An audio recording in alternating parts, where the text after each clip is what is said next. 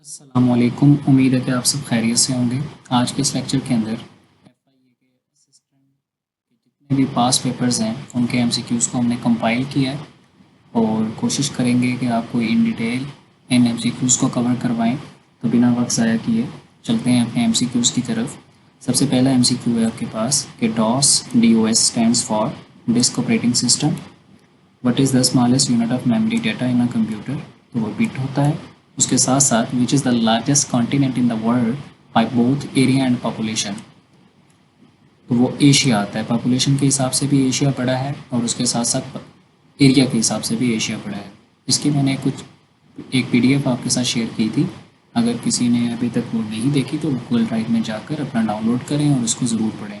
उसके अंदर सारी यही इंपॉर्टेंट चीज़ें जो है वो मेंशन है। नेक्स्ट है आपके पास Myanmar was formerly known as Burma, who is considered the father of modern optics. Hasan Ibnul Haytham जो हैं उनको फादर ऑफ मॉडर्न ऑप्टिक्स माना जाता है। ALU stands for arithmetic logical unit. What is the highest waterfall in the world, तो वो angel false है। Angel false जो है वो वेनेजुएला के अंदर जो है वो लोकेटेड है और इससे रिलेटेड वेनेजुएला से रिलेटेड एक MCQ भी आ सकता है क्योंकि रिसेंटली अमेरिका ने वेनेजुएला के ऊपर कब्ज़ा किया था। तो ये भी आपसे पूछा जा सकता है कि अमेरिका ने रिसेंटली किस मुल्क के ऊपर कब्ज़ा किया है, तो वो वेनेजुएला के ऊपर किया है। उसके साथ साथ है आपके पास हुआ सा first women governor of the state bank of Pakistan doctor Shamshad Akhtar. Ankara is the capital of Turkey. इससे पहले इसका जो कैपिटल था वो इस्तांबुल था। The first constitution of Pakistan, basically constitutional assembly of Pakistan जो थी वो बेसिकली डिज़ोल्व हुई थी 24 अक्टूबर 1954 को। और किसने की थी? गवर्नर जनरल गुलाम मोहम्मद ने की थी। तो उस वक्त पाकिस्तान के पास कोई फॉर्मल अपना कॉन्स्टिट्यूशन नहीं था, लेकिन बाद में 1956 का पहला आइन हमारे पास बना। तो ये आपके पास एक इंपॉर्टेंट MCQ, इसकी थोड़ी सी करेक्शन कर लीजिएगा। उसके बाद है military code in Pakistan were formed under which constitution amendment. 21st amendment के थ्रू मिलिट्री कोड्स की ज़रूरत पेश आई। उसके बाद है HTML is primarily use for creating web pages. SCO stands for Shanghai cooperation organisation. इसकी सारी डिटेल आपको ऑर्गेनाइजेशन वाले लेक्चर में अवेलेबल है। जिसने नहीं देखे काइंडली वहाँ से जाकर आप ऑर्गेनाइजेशंस को लर्न कर सकते हैं, आपके सारे कॉन्सेप्ट्स क्लियर हो जाएंगे। नेक्स्ट आपके पास है रानीकोट फोर्ट जो जामशोरो डिस्ट्रिक्ट के अंदर मौजूद है। उसको हम अप्रोच कर सकते हैं कहाँ से? सान से कर सकते हैं। उसके अलावा the Indus river falls into the Arabian sea. Indus river जो है उसको ड्रेन कहाँ पे अपना पानी करता है? अरेबियन सी के अंदर जाकर करता है, जो कि इंडियन ओशियन का एक हिस्सा है।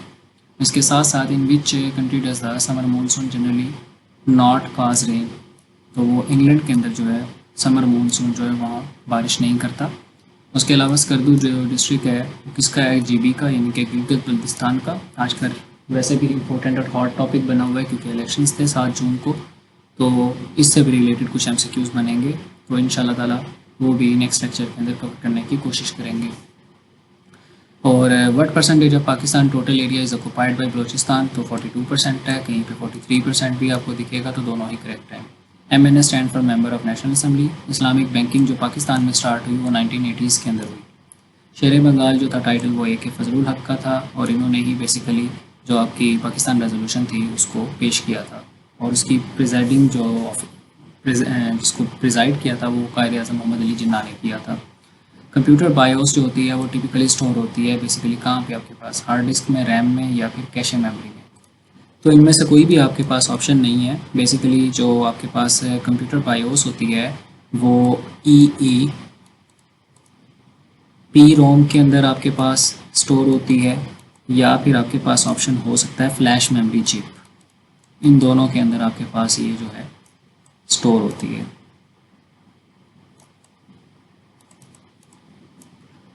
अच्छा, उसके बाद अगर हम नेक्स्ट चलते हैं कि कॉन्स्टिट्यूशन जो 1956 का प्रोमलगेट कब हुआ? 23 मार्च 1956। एब्रोगेट कब हुआ? एब्रोगेट का मतलब होता है कि ख़त्म कर दिया जाना, किसी चीज़ को जड़ से ख़त्म कर दिया जाना। तो 7 अक्टूबर 1958 को जो आपका पहला आइन था इसको एब्रोगेट कर दिया गया था और उस वक्त प्रेसिडेंट जो थे वो इस्कंदर मिर्ज़ा थे। उसके बाद है अंटार्कटिका कवर करता है अप्रॉक्सीमेटली कितना % है ज़मीन के लैंड एरिया का? तो वो 2.75% करता है। ये अंटार्कटिका आपके पास बर्फ़ से भरा हुआ है। यहाँ पे ये बेसिकली कॉन्टिनेंट है और यहाँ पे जो साइंटिस्ट हैं वो रिसर्च पर्पज़ के लिए जाते हैं। तो उसके बाद है which continent cover the largest share of the earth land area, तो वो आपके पास एशिया है बाय पॉपुलेशन भी और बाय लैंड एरिया भी। खरीफ सीज़न जो है वो कब स्टार्ट होता है? अप्रैल के अंदर स्टार्ट होता है, अप्रैल में स्टार्ट होता है और ये आपके पास ऑलमोस्ट जून में जाकर जो है वो एंड हो जाता है और मानसून स्टार्ट हो जाती है। इसकी जो हार्वेस्टिंग होती है ना वो आपके पास सितंबर से अक्टूबर के दौरान हो जाती है। तो आपके पास खरीफ का जो सीज़न आता है इसमें कौन कौन सी क्रॉप्स हो सकती हैं? राइस हो सकता है, कॉटन हो सकता है, मेज़ हो सकती है और शुगर केन हो सकती है। इसके साथ साथ आपके पास रबी सीज़न के बारे में भी बनता है कि रबी क्रॉप्स या रबी सीज़न कब स्टार्ट होता है, तो वो आपका अक्टूबर दिसंबर में स्टार्ट होता है और इसके साथ साथ उसकी जो हार्वेस्टिंग है वो आपके पास कटाई जो होती है फसलों की वो अप्रैल और मई के दौरान हो जाती है। यानी कि जैसे ये वाला सीज़न रबी का ख़त्म होता है, ख़रीफ का शुरू हो जाता है। और रबी के सीज़न के अंदर जो आपके पास आती हैं फसलें वो गंदम हो सकती है, बारले है, मस्टर्ड है, सरसों है, ग्राम चना हो गया, ये वो सारी चीज़ें शामिल हैं। उसके बाद है upon entering the mental the velocity of the earthquake wave increase. जैसे ही मेंटल में आपके पास अर्थ वेव जो है वो इंटर करती है तो वेलोसिटी जो होती है अर्थक्वेक वेव्स की जो है वो इंक्रीज़ कर जाती है। उसके साथ है how long did caliph Umar bin Abdul Aziz rule in the Umayyad dynasty, तो तकरीबन उन्होंने 30 मंथ जो है वो रूल किया। इसी तरह टिकटॉक जो है वो कंपनी किस मुल्क की है? वो चाइना की है। टिकटॉक को लॉन्च कब किया गया था? 2016 के अंदर किया गया था। टिकटॉक की जो पेरेंट कंपनी थी, ठीक है, बाइट डांस, ठीक है, उसके फाउंडर जो थे वो उनका नाम क्या था? वो जैंग गैमिंग था, ये भी आपने याद रखना है। स्नैपचैट को कौन ऑन करता है? स्नैप इंक जो है वो इसको ऑन करता है। उसके अलावा स्नैपचैट के ओनर का नाम क्या है? Evan Spiegel, Bobby Murphy and Reggie Brown, इनको याद रखना है आपने लाजमी तौर पर। LDA जो है वो स्टैंड करता है लाहौर डेवलपमेंट अथॉरिटी के लिए। The old name was Sri Lanka was Ceylon. A program written in a high level language is called, source code कहते हैं उसको, season changes because earth revolve around the sun. EDVAC stands for electronic discrete variable automatic computer, ये abbreviation आपने लाजमी याद करनी है। AI stands for artificial intelligence. Who is recorded as the father of artificial intelligence? John McCarthy. Most important MCQ और बार बार repeat होता है। In Pakistan most trade is carried out through road transport. If the ratio of the two number is 5:7 and 5 is subtracted from their sum, the result is 79. The number R. इसको solve करने का simple सा तरीका है। Let's suppose कर लें कि आपके पास जो फर्स्ट नंबर है वो 5x है और सेकंड नंबर आपके पास जो है वो 7x है। अब आपने दूसरे स्टेप के अंदर इन दोनों को जमा कर देना है, तो ये आपके पास बन जाएगा 5x + 7x, ठीक है, और ये इक्वल आ जाता है आपके पास 12x के। थर्ड स्टेप के अंदर आपने कहना है कि देखिए उसने कहा था कि आपने 5 को सब्ट्रैक्ट करना है उसके सम में से, तो आपके पास आंसर क्या आता है? 79। तो इसका मतलब ये हुआ कि 12x में से अगर आप माइनस कर दें 5 को, ठीक है, तो आपके पास आंसर क्या आ जाएगा? 79 आ जाएगा। अब आप इस इक्वेशन को अगर सॉल्व कर लें तो आपके पास आंसर जो आता है वो ऑलमोस्ट जो है 12x इक्वल हो जाता है, ये माइनस का 5 उधर जाकर आपके पास 79 + 5 तो 84 हो जाएगा। तो 12x is equals to 84। x की वैल्यू आपको चाहिए, 12 को इधर भी डिवाइड कर दें और इस साइड पे भी डिवाइड कर दें, तो 12 × 7 क्या होता है? 84। 12 से 12 कैंसिल हो जाएगा। तो आपके पास सिंपल जो है फर्स्ट नंबर 5x आपने कहा था, 5 को आप x की जगह आपके पास x की वैल्यू आई थी यहाँ से 7, तो आप 7 को मल्टीप्लाई कर दें 5 के साथ, तो आंसर आपके पास आ जाएगा 35। और इसी तरह 7 को आप 7 से मल्टीप्लाई कर देंगे तो आंसर आ जाएगा आपके पास 49। आई होप सो कि आपको ये क्वेश्चन जो है वो समझ आ चुका हो। आगे चलते हैं जी। नेक्स्ट आपके पास वो कहता है if the sale tax is 3%, how much tax would be paid on the item costing 20,000, तो वो 660 बनता है। कैसे बनता है आइए समझते हैं। देखें जी आपके पास सेल्स टैक्स जो है वो 3% है, किसका? 22,000 का। तो सिंपल सी कहानी है आपके पास। परसेंटेज को आप इस तरह भी लिख सकते हो 100, इस परसेंटेज को हम यहाँ पे ख़त्म कर देते हैं। अब आप ये देखें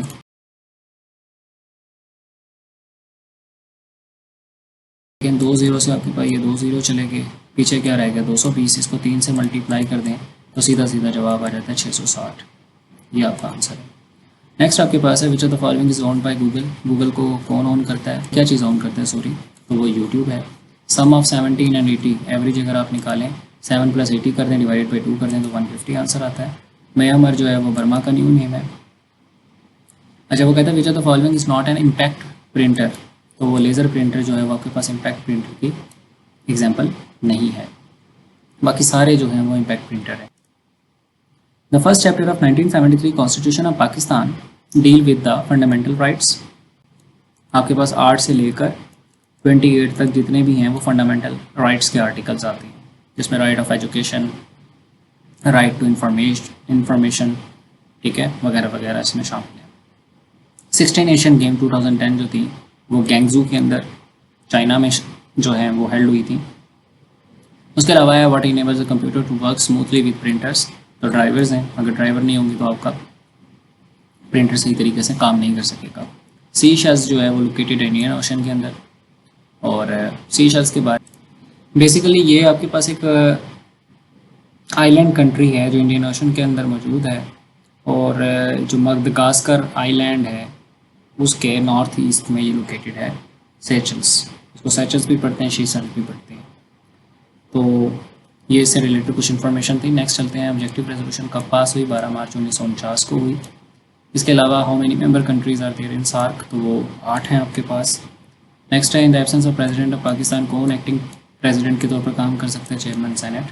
नेहरू रिपोर्ट को जो है प्रिपेयर किसने किया था, under the chairmanship of Motilal Nehru जो थे उसके चेयरमैन थे। कंट्रोल प्लस ई जो है अंडू को रिप्रेजेंट करती है। अगर आप कॉलम्स को लेबल्ड करना चाहते हैं MS एक्सेल में तो वो आप अल्फ़ाबेटिकली भी लेबल कर सकते हैं, क्योंकि MS एक्सेल के अंदर जो कॉलम आते हैं ना वो ऐसे होते हैं, A कॉलम, B कॉलम और C कॉलम। नंबर्स जो है वो रोज को रिप्रेजेंट करते हैं। उसके बाद है continent by share of earth land area.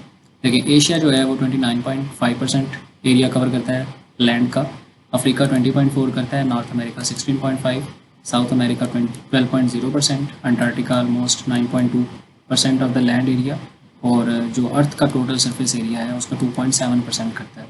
Europe जो है वो 6.8% और ऑस्ट्रेलिया और ओशनिया जो है 5.9%। ये इंपॉर्टेंट MCQs हैं, इनको ज़रूर याद करना है आपने। उसके बाद है मोस्ट इलेक्ट्रोनेगेटिव एलिमेंट जो है पीरियोडिक टेबल के अंदर वो फ्लोरीन है।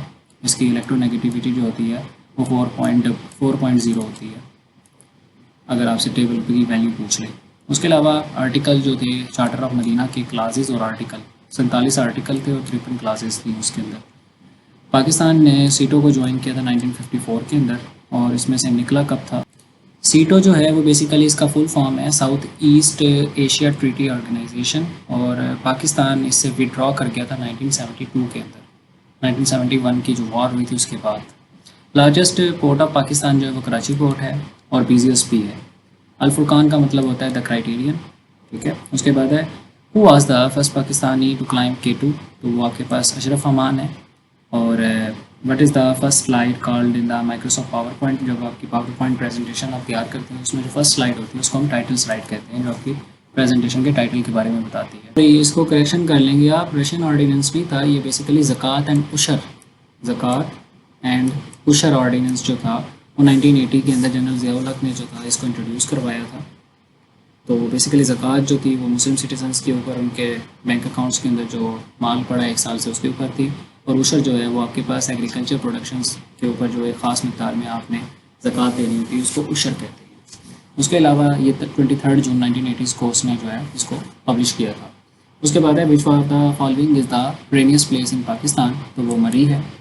What is the approximately length of the Thar desert, वो 190 माइल्स है। What percentage of Pakistan total area in Balochistan, 43%, 44 और 42, दोनों ऑप्शन आपके पास ठीक है। ज़्यादातर 42 और 43 एक्सेप्टेबल है। निसाब ऑफ ज़कात ऑन गोल्ड जो है वो 85.48 ग्राम गोल्ड होना चाहिए और 2.5% के हिसाब से होता है। हज़रत उमर, और अगर आपसे सिल्वर के बारे में पूछ लिया जाए तो वो 52.5 तोले यानी 52.5 तोला। उसके बाद है हज़रत Umar was born in 583 AD के अंदर। The longest cell in the human body is neuron, nerve cell को कहते हैं। How many prayers have no अजान, 2 प्रेयर्स हैं जिनकी अजान नहीं होती। वैसे तो मेरा दिल था कि मैं आप लोगों से पूछूं, लेकिन चले मैं बता देता हूँ। एक ईद प्रेयर की अजान नहीं होती है, और उसके साथ साथ आपके पास एक जो फनरल प्रेयर होती है जिसे हम नमाज जनाजा कहते हैं, उसकी भी कोई अजान नहीं होती है। अच्छा, उसके बाद है the new name of east Pakistan जो है वो बांग्लादेश है। पाकिस्तान में बिगेस्ट ऑयल रिफाइनरी जो है, अब इसमें 2 चीज़ें आती हैं।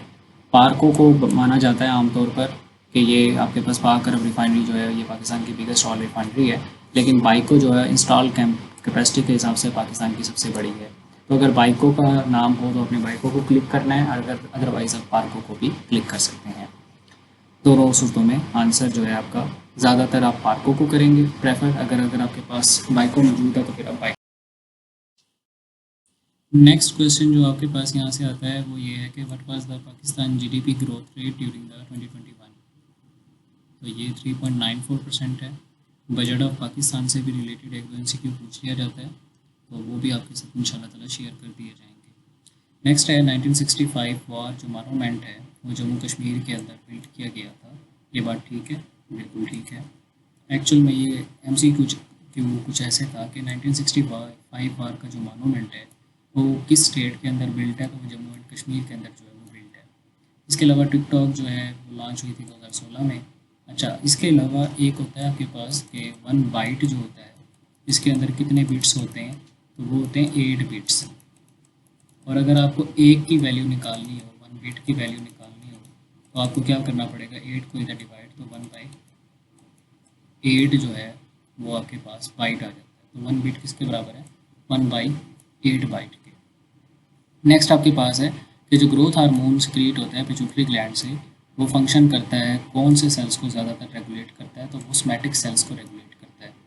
उसके अलावा आपके पास है कि कोस्टल वेटलैंड्स जो एरियाज़ होते हैं वो इन्वायरमेंटली इंपॉर्टेंट होते हैं, क्योंकि वो जो कोस्टल एरियाज़ की डिग्रेडेशन होती है उसको प्रिवेंट करते हैं। ठीक है। नेक्स्ट है आपके पास how many times by has Brazil won the FIFA World Cup. FIFA World Cup जो था ब्राज़ील ने कितनी दफ़ा जीता, वो 5 दफ़ा जीता है। उसके अलावा है which country launched a 10 year space program in 2021, तो वो टर्की ने लॉन्च किया है। उसके अलावा है computer memory is increase sorry computer memory is measured in bytes के अंदर हम उसको मेजर करते हैं। उसके अलावा the largest unit of memory is petabyte. और what is the full form of ADBP, agriculture development bank of Pakistan. The world's biggest oil refinery India के अंदर मौजूद है। आस्की जो है American standard code for information interchange, ये इसकी full abbreviation है। CNN जो है वो केबल न्यूज़ नेटवर्क है जो अमेरिका से बिलोंग करता है और यूनाइटेड स्टेट ऑफ अमेरिका का है ये टीवी चैनल। उसके अलावा है वो was the captain of Pakistan cricket team during the 2015 cricket world cup, तो वो आपके पास मिसबाउल हक थे। The Karakoram highway are constructed with the help of China.